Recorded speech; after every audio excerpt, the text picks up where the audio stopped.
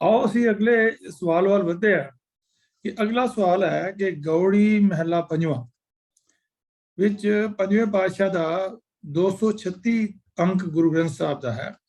उत्थे ये लिखा है कि 10 इंद्रे का राखै वास वास ताकि आत्म होए प्रकाश।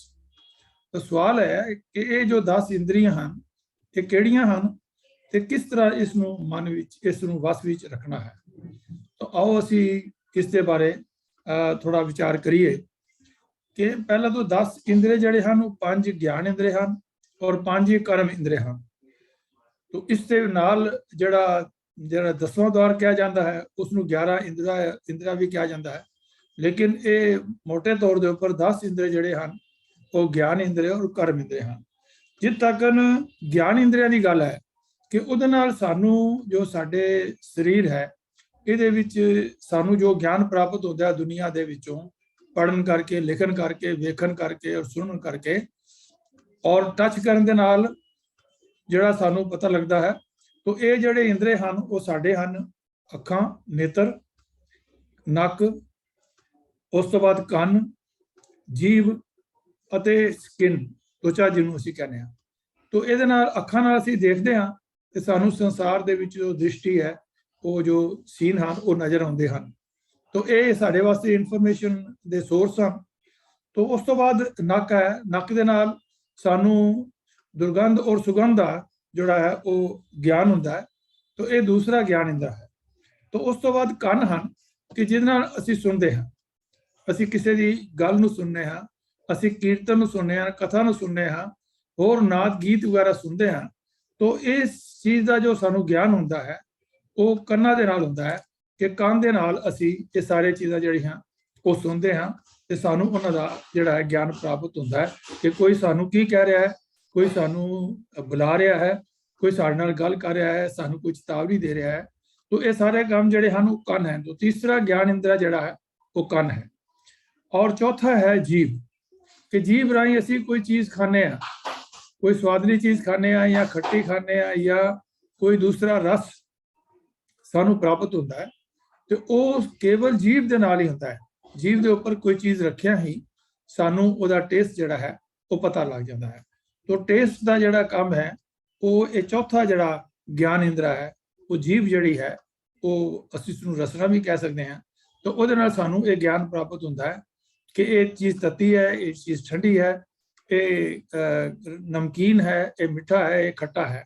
तो ये चौथा ज्ञान इंद्रा है। तो पंजवां ज्ञान इंद्र है त्वचा है, जिहड़ी साडी स्किन है। असी स्किन नूं पानी दे विच डोबदे हां ते सानू पता लग जाता है कि पानी ठंडा है, कि पानी गर्म है, कि कितना गर्म हैगा। तो इसका जिहड़ा आवाज़ है सानू या सानू कोई चूटी मारदा है या साडे ते कोई चोट वजदी है या साडे नाल प्यार नाल कोई साडे हत्थ जिहड़ा है वो त्वचा दे उपर फेरदा है, साडे मूँह ते कोई फेरदा है, साडी माँ या साडा प्यो, ते सानू एहसास होंदा है कि सानू ये त्वचा दसदी है कि ये किस तरह का टच है और ये किस भावना नाल टच हो रहा है। कोई गुस्से नाल कोई थप्पड़ मार रहा है या माँ जिहड़ी प्यार नाल सहला रही है। तो ये 5 जिहड़े ज्ञान इंद्रे हैं इन्हां राहीं सानू इन्हां चीज़ां दा जिहड़ा है वो ज्ञान हुंदा है। हुण ये मन जिहड़ा है इन्हां नूं कंट्रोल करता है। मन इन्हां नाल जो इनफॉर्मेशन नूं मिलदी है उसनूं एनालाइज करता है, उसनूं स्टडी करता है कि ये जो चीज़ां मैनूं मिलियां हैं इसका मैं अगों की प्रयोग करना है। तो ये इन्हां दे विचों कुछ जिहड़े कर्म इंद्रे हैं वो कामन भी हैं। वो ज्ञान कर्म इंद्रे हैं कि जिहदे नाल असीं कोई काम करते हैं मन के कहण दे नाल, मन के हुक्म दे नाल असीं काम करते हैं। तो वो है हत्थ कि असीं सब तो पहला हत्थ का इस्तेमाल करते हैं कि साडे हत्थ नाल असीं किसी चीज़ नूं पकड़दे हां, किसी चीज़ नूं असीं किते एक जगह तो दूजी जगह ते रखना हुंदा है उत्थे असीं रख सकते हैं। तो कोई भी चीज़ जिहड़ी असीं कर रहे हैं हत्थ नाल, ये 2 हाथ जिहड़े हैं ये साढ़े बड़े हैल्पफुल हैं। किसी वेट नूं चुकना है या कुछ करना है तो इस वास्ते बड़े सानू ये हैल्पफुल होंदे हैं कि असीं कोई चीज़ खाना है या कोई पीना है तो वो चीज़ साढ़े मूँह तक जिहड़े हैं ये जिहड़े हत्थ जिहड़े हैं ये कर्म इंद्रे हैं ये साढ़े उत्थे लै जाते हैं। तो दूसरे हैं पैर। असीं एक जगह तो दूसरी जगह ते जाना है, ये कर्म करते हैं कि जिवें असीं गुरुद्वारे जाना है तो ये पैर सानू गुरुद्वारे वाले पासे ਚੰਗੇ ਪਾਸੇ ਜਾਂ ਮਾੜੇ ਪਾਸੇ ਸਾਨੂੰ ਇਹ ਲੈ ਜਾਂਦੇ ਹਨ। ਜੇ ਸਿਨੇਮੇ ਵਾਲੇ ਪਾਸੇ ਜਾਣਾ ਹੈ ਤਾਂ ਵੀ ਜਾਣਾ ਹੈ, ਜੇ ਬਾਜ਼ਾਰ ਜਾਣਾ ਹੈ ਤੇ ਬਾਜ਼ਾਰ ਵੀ ਜਾ ਸਕਦੇ ਜਾਂਦੇ ਹਾਂ। तो ये पैर ही सानू जिहड़े हन वो लै जाते हैं। और भाई गुरदास जी ने इन्हां पैरों की बड़ी वडियाई लिखी है कि सिर उच्चा नीवें चरण सिर पैरी पाउंदे, कि पैरों के उपर ही सीस जिहड़ा है वो टिकाया जाता है, क्योंकि ये पैर जिहड़े हन ये बड़े महत्वपूर्ण हैं। ये साडे शरीर नूं मूवमेंट दिंदे हन, मोशन दिंदे हन एक जगह तो दूसरी जगह जाण वास्ते। तो इस दे नाल ये कर्म इंद्रिय हो गए दो साडे कोल। ते तीसरा है मूँह। मूँह जिवें पहले असीं रसना की गल की, जीभ की गल की है, वो ज्ञान इंद्र है। तो ये मूँह नाल असीं बोलते भी हाँ, जिवें मैं बोल रहा तुहाडे नाल, तुसीं मेरे नाल बोल रहे हो, कोई स्पीच की जाती है, कोई कीर्तन किया जाता है, कोई कथा की जाती है, कोई गुरु महाराज की बाणी सुनाई जाती है।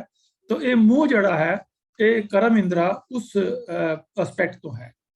तो उस तो बाद गुदा और लिंग जिहड़े हन ये भी साडे शरीर की सफाई वास्ते, साडे एक्सक्रीशिया जिहड़ा शरीर के अंदर है उसनूं शरीर की सफाई दे नाल मल मूत्र दे राही ये जिहड़े दो गुदा और लिंग जिहड़े हन ये साडे इस काम वास्ते जिहड़े हन कर्म इंद्रिय दे और जिहड़े साडे इस्तेमाल हुंदे हन।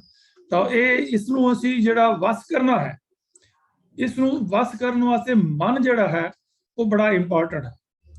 कि मन अगर इसनूं कंट्रोल करता है तो ये ज्ञान इंद्रिय और कर्म इंद्रिय, जिवें असीं महाराज ने सानू आनंद साहब के अंदर फरमाया है तीजे पातशाह गुरु अमरदास पातशाह जी ने कि ये नेत्रो मेरे और तुम में जोत रखी हर बिन अवर ना देखो कोई। सानू ये गाइडलाइन दे दी गुरु साहब ने, इन्हां अखां नूं गाइडलाइन दे दी कि तुसीं हरि दे नूं देखना है, ये संसार हरि दा है ते तुसीं हरि नूं ही संसार दे विचों देखना है। ये हर का रूप है, हर रूप नजरी आया कि ये संसार हरि का रूप है। तो इस संसार दे विच वो कुदरत दे विच परमात्मा वसिया होया है। तो उस कुदरत नूं तुसीं देखदे हो ते उहदे विचों तुसीं परमात्मा नूं देखण दी कोशिश करो। तो ये नेत्रां नूं क्या नेत्रो मेरे तुम में जोत रखी हर बिन अवर ना देखो कोई, हर बिन अवर ना देखो कोई नदरी हर निहालिया। ये विश्व संसार तुम देख दे ये हर का रूप है, हर रूप नदरी आया। तो ये सानू ये सर्व नूं मेरे साचे सुनने नूं पठाए कि ये करनो तुहानू सच सुनने वास्ते लगाया गया। साचे सुनने नूं पठाए शरीर लाए सुनो सत बाणी। तुसीं सच्ची बाणी अकाल पुरख दी गुरुआं दी बाणी जिहड़ी है उहनूं तुसीं सुनो ते तां तुहाडे मन दे विच जिहड़ा है इहदा असर पेगा। जो असीं सुणदे हां, जो असीं बोलदे हां, उसका असर साडे मन दे उपर पैंदा है। तो जेकर असीं गुरबाणी गुरमत नूं सुनांगे ते साडा मन जिहड़ा है वो ऐसा ज्ञान सानू प्राप्त होएगा कि साडा मन जिहड़ा है वो चंगे पासे वल जाएगा। तो इस तरह ही सानू अलग अलग तरीके दे नाल सानू महाराज फरमांदे हन कि मन समझावन कारण है कछुक पढ़िए ज्ञान। कि असीं इस नेत्र दे नाल असीं पढ़ भी सकते हाँ, अखां दे नाल लिटरेचर पढ़ सकते हाँ, गुरु ग्रंथ साहिब की बाणी नूं पढ़ सकते हाँ। तो ये जिहड़ा जी सानू साडे वास्ते ज्ञान इंद्रिय का भी जिहड़ा है काम दिंदा है और ये कर्म इंद्रिय का भी सानू जिहड़ा है वो काम दे रहा है कि असीं इन्हां अखां नूं जिहड़ा है वो यूज कर रहे हैं असीं। ते मन समझावन कारण कछुक पढ़िए ज्ञान ते सानू इस दा इस्तेमाल जिहड़ा है चंगे पासे भी करना चाहिए। फिर ये गल सानू समझण वाली है जिहड़ी महाराज ने बाणी विच बड़ी सोहनी समझाई है। गौड़ी महला चौथा 165 अंक दे उत्ते सुभाईवन है। जब गुर मिलिया तब मन वस आया। कि जब तक मन वस नहीं आंदा हैगा, मन अवाड़ है, मन खोते वर्गा है, मन खोटहार तेरा नहीं विश्वास, तू महा उद्यमा दा हर का पैकर तो छूटे जो ऊपर लादा। कि तां जब तक ऊपर तुहाडे ये जिहड़ा लद्या रहेगा मन, ये उदों तक जिहड़ा है वो तुहाडा जिहड़ा है तरीके नाल वो बिहेव नहीं करेगा मन तुहाडा। तो इस करके जरूरत है कि असीं अपने इस मन नूं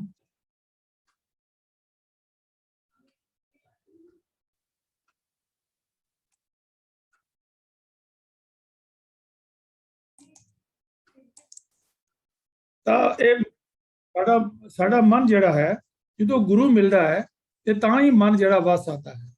क्योंकि मन गुरुमत दे नाल ही साडा मन जिहड़ा है उसनूं सही डायरैक्शन मिलती है। तो तावत पंच रहे हर ते आया। गुरु की शरण पै के परमात्मा का सिमरन करदे हां मनुख दे पंजे ज्ञान इंद्रे विकारां वल दौड़नों रह जाते हैं, ਭਾਵ ਉਹ ਕੰਟਰੋਲ ਹੋ ਜਾਂਦੇ ਹਨ, ਬੁਰੇ ਪਾਸੇ ਨਹੀਂ ਜਾਂਦੇ। ਸਾਨੂੰ ਇਹ ਕਿਹਾ ਕਿ ਬੁਰੇ ਕਾਮ ਕੋ ਉਠ ਖਲੋਇਆ, ਨਾਮ ਕੀ ਬੇਲਾ ਪੈ ਪੈ ਸੋਇਆ। ਲੇਕਿਨ ਜਦੋਂ ਗੁਰਬਾਣੀ ਗੁਰਮਤ ਸਾਨੂੰ ਸਮਝਾਉਂਦੀ ਹੈ ਕਿ ਅਸੀਂ ਅੰਮ੍ਰਿਤ ਵੇਲੇ ਉੱਠਣਾ ਹੈ, ਗੁਰਸਿੱਖੀ ਜੀਵਨ ਹੈ, ਇੱਕ ਰਾਹ ਗੁਰਸਿੱਖੀ ਦਾ ਜੀਵਨ ਦਾ ਤਰੀਕਾ ਹੈ, ਤਾਂ ਸਾਡਾ ਫਿਰ ਸਰੀਰ ਜਿਹੜਾ ਹੈ ਉਸੇ ਤਰੀਕੇ ਨਾਲ ਹੀ ਸਾਡੇ ਅੰਦਰ ਇੱਕ ਜਿਹੜੀ ਇੱਕ ਗੁਰਮਤ ਦੀ ਕਲੌਕ ਫਿੱਟ ਹੋ ਜਾਂਦੀ ਹੈ ਕਿ ਉਸੇ ਵੇਲੇ ਅੰਮ੍ਰਿਤ ਵੇਲੇ ਹੀ ਸਾਡੀ ਜਿਹੜੀ ਜਾਗ ਖੁੱਲ ਜਾਂਦੀ ਹੈ ਤੇ ਅਸੀਂ ਆਪਣੇ ਗਿਆਨ ਇੰਦਰੀਆਂ ਨੂੰ ਔਰ ਕਰਮ ਇੰਦਰੀਆਂ ਨੂੰ ਜਿਹੜਾ ਹੈ ਉਹ ਪ੍ਰੋਪਰਲੀ ਗਾਈਡ ਕਰਕੇ ਉਸ ਪਾਸੇ ਵੱਲ ਚੱਲ ਸਕਦੇ ਹਾਂ। ਤੋ ਇਸ ਤਰੀਕੇ ਨਾਲ ਮਨ ਵਸ ਆਵੇ ਨਾਨਕਾ ਜੇ ਪੂਰਨ ਕਿਰਪਾ ਹੋਏ। ਤਾਂ ਸਾਨੂੰ ਪੂਰਨ ਕਿਰਪਾ ਦੀ ਜ਼ਰੂਰਤ ਹੈ, ਮਹਾਰਾਜ ਦੀ, ਗੁਰੂ ਸਾਹਿਬ ਦੀ ਕਿਰਪਾ ਲੈਣੀ ਹੈ ਤੇ ਤਾਂ ਹੀ ਸਾਡਾ ਮਨ ਵਸ ਵਿੱਚ ਆ ਸਕਦਾ ਹੈ। ਉਹ ਸਾਰੇ ਗੁਣਾਂ ਦਾ ਮਾਲਕ ਪਰਮਾਤਮਾ ਦੀ ਸਾਡੇ ਤੇ ਮਿਹਰ ਹੋ ਜਾਵੇ ਤਾਂ ਸਾਡਾ ਮਨ ਜਿਹੜਾ ਹੈ ਉਹ ਕੰਟਰੋਲ ਜਿਹੜਾ ਹੋ ਸਕਦਾ ਹੈ। 10ਵੀਂ 10 ਦੁਆਰ ਬਸ ਕੀਨੇ, ਗੌੜੀ ਥਿੱਤੀ ਵਿੱਚ ਵੀ ਪੰਜਵੇਂ ਪਾਤਸ਼ਾਹ ਨੇ ਸਾਨੂੰ ਇਹ ਗੱਲ ਸਮਝਾਈ ਹੈ ਕਿ ਪਰਮਾਤਮਾ ਦੀ ਕਿਰਪਾ ਨਾਲ 10 ਇੰਦਰੀਆਂ ਨੂੰ ਮਨੁੱਖ ਆਪਣੇ ਕਾਬੂ ਵਿੱਚ ਕਰ ਸਕਦਾ ਹੈ। ਤੋ ਆਸ ਹੈ ਕਿ ਇਸ ਗੱਲ ਦਾ ਸਾਨੂੰ ਸਮਝ ਆ ਗਈ ਹੋਵੇਗੀ ਕਿ ਅਸੀਂ ਆਪਣੇ ਮਨ ਨੂੰ ਕਿਸ ਤਰ੍ਹਾਂ ਜਿਹੜਾ ਹੈ ਉਹ ਕੰਟਰੋਲ ਕਰਨਾ ਹੈ। ਮਨ ਦੇ ਦੋ ਐਸਪੈਕਟ ਹਨ। ਇੱਕ ਮਨ ਜਿਹੜਾ ਹੈ ਉਹ ਜਾਂਦਾ ਹੈ ਢਲਾਣ ਵਾਲੇ ਪਾਸੇ, ਜਿਵੇਂ ਅਸੀਂ 4th ਫਲੋਰ ਜਾਂ ਕਿਸੇ ਵੀ ਮੰਜ਼ਿਲ ਤੋਂ ਪਾਣੀ ਦੀ ਬਾਲਟੀ ਥੱਲੇ ਸੁੱਟਣੀ ਹੋਵੇ, ਪਾਣੀ ਬੜਾ ਆਸਾਨ ਹੈ ਸੁੱਟਣਾ, ਲੇਕਿਨ ਜੇ ਇੱਕ ਮੰਜ਼ਿਲ ਵੀ ਸਾਨੂੰ ਪਾਣੀ ਚੜਾਉਣਾ ਪਵੇ ਤੇ ਸਾਨੂੰ ਬੜਾ ਯਤਨ ਕਰਨਾ ਪਏਗਾ, ਸਾਨੂੰ ਮੋਟਰ ਲਗਾਉਣੀ ਪਏਗੀ ਤੇ ਬਹੁਤ ਐਫਰਟ ਕਰਨਾ ਪੈਂਦਾ। तो मन ਜਿਹੜਾ ਢਲਾਣ ਵਾਲੇ ਪਾਸੇ, ਔਗਣਾ ਵਾਲੇ ਪਾਸੇ ਬੜੇ ਆਸਾਨੀ ਨਾਲ ਜਾਂਦਾ ਹੈ, ਭੈੜੇ ਪਾਸੇ ਵੱਲ ਬੜੇ ਆਸਾਨੀ ਨਾਲ ਜਾਂਦਾ ਹੈ, ਲੇਕਿਨ ਜੇ ਉਹਨੂੰ ਸੰਗਤ ਵਿੱਚ ਲਿਜਾਣਾ ਹੋਵੇ ਤਾਂ ਬੜੀ ਮੁਸ਼ਕਲ ਨਾਲ ਮਨ ਬੜਾ ਅੜਚਨਾ ਪੈਦਾ ਕਰਦਾ ਹੈ। ਲੇਕਿਨ ਫਿਰ ਮਨ ਲੋਚੇ ਬਰਿਆਈਆਂ ਗੁਰਸ਼ਬਦੀ ਇਹ ਮਨ ਹੋੜੀ ਹੈ। ਇਸ ਕਵਿਤਾ ਵਿੱਚ ਵੀ ਇਹ ਡਾਇਰੈਕਸ਼ਨ ਸਾਨੂੰ ਦਿੱਤੀ ਜਾਂਦੀ ਹੈ ਕਿ ਮਨ ਨੂੰ ਰੋਕਣਾ ਹੈ ਕਿ ਭੈੜੇ ਪਾਸੇ ਵੱਲ ਨਾ ਜਾਏ, ਤੇ ਜੇ ਸੰਗਤ ਵੀ ਜਾਏਗਾ ਤੇ ਵੀ ਸੰਗਤ ਹਰ ਪ੍ਰਭ ਵਸੇ ਜਿਓ, ਤੇ ਸੰਗਤ ਦੇ ਨਾਲ ਜੁੜ ਕਰਕੇ ਇਹ ਮਨ ਜਿਹੜਾ ਹੈ ਉਹ ਵਸ ਆ ਸਕਦਾ ਹੈ।